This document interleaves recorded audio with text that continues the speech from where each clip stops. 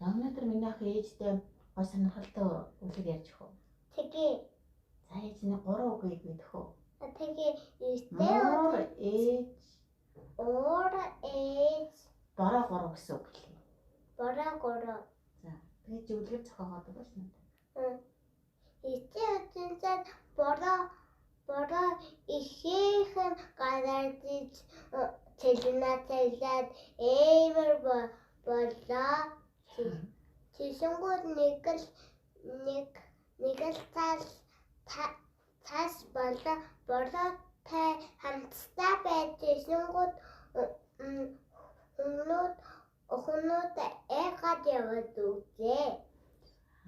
Тэсэнгүүд нэг л нарадас бороо цаашарыг яваад өгвөл задад сайхан байжээ.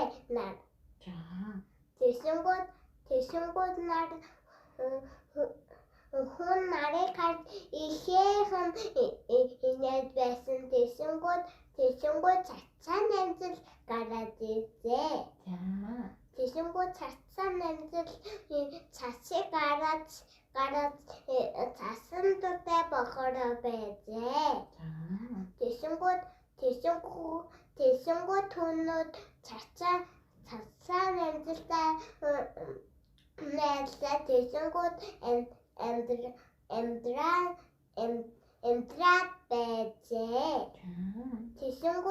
Тэсэнгүүд нэг л цан ирж. Тэсэнгүүд цан цацаан амжилтыг идэх гэж цацаан амжил цаныг зоцжээ. Тэсэнгүүд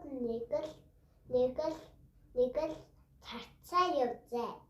За муур ээж хоёр нь яасан юм бол? Юу нэ? Муур ээж хоёр гэдэг үг нь хаана байгаа юм бол? Үлгэрт орсон юм болов? Үгүй. Цацаан амжилтаа найдлсан. За. Тэсэнгүүд цэцэг нүүд урдаад. За. Цэцэг нүүд урдаад байсан нэг л цацаан амжил санаа цэцгийг гайхаж бүр үнэлж үзлээ. Тэсэнгүүд цацаан амжил